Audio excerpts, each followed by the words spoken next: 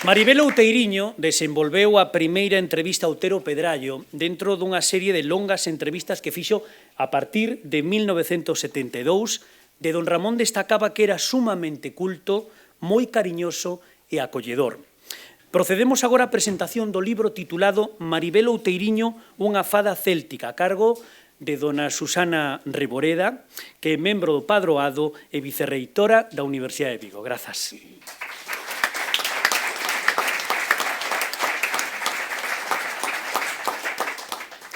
Bo día.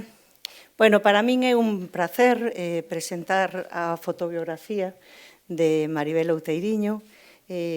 Os que sodes e as que sodes asiduos, xa sabedes que esta é unha das partes importantes, non, que consta o premio, que é realizar unha fotobiografía que reflexe dun xeito evidente tanto a súa trayectoria persoal como a súa trayectoria profesional. E iso é o que reflexa este libro. Este libro é certo que eu comecei con ela os primeiros pasos, pero logo realmente o peso porque pesa, porque traballo, a elaboración, levou no Patricia Arias Chachero, que é quen o edita. E entón o libro adáptase sempre á persoa, non?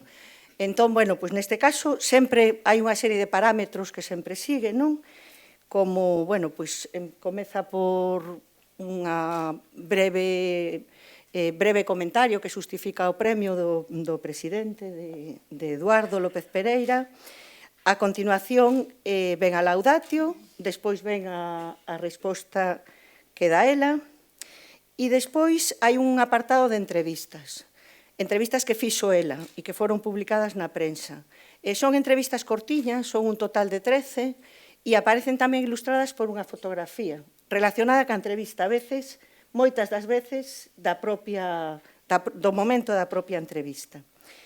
A continuación, seguindo con este apartado de entrevistas, hai unha serie de entrevistas que lle fan a ela, en relación a cal foi a súa sensación, o seu pensamento, a súa vivencia en relación á concesión deste premio. Quen fai a entrevista neste caso é Juan Maceiras Formosel. E despois, a continuación, seguindo tamén con esta dinámica de entrevistas, veñen as entrevistas que ela fixolle a don Ramón, a primeira a don Ramón e a dona Fita, con motivo das súas bodas de ouro. Despois ven unha sobre un manifiesto de por que non se debe pechar o Teatro de Ourense. E a continuación ven unha, esta é do 75, tamén a seguinte, ven unha de carácter intimista realmente, non? Porque don Ramón fai unha especie de revisión pola súa vida e hasta ela lle pregunta se realmente síntese feliz, non? E el contesta que sí, que moi afortunado. Pero, seguro que tedes oportunidade de ver estos documentos que son interesantes, bonitos, intimistas e nos achegan a figura de don Ramón, sin duda.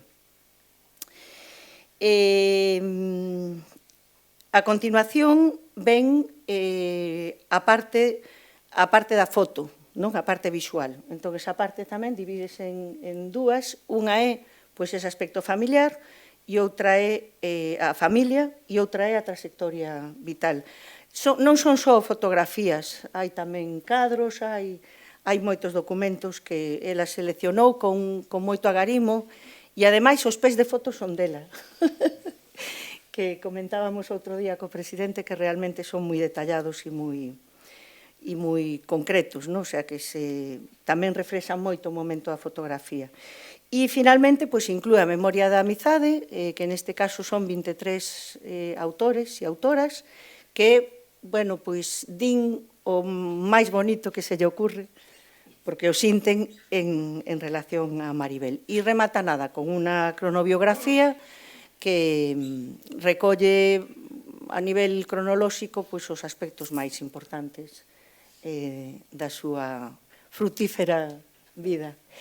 E nada máis, eu vos animo a todas e a todas a que vos pagades con un exemplar deste libro, que é edición limitada e que cando se acabe, pois, xa non hai máis. Moitas gracias.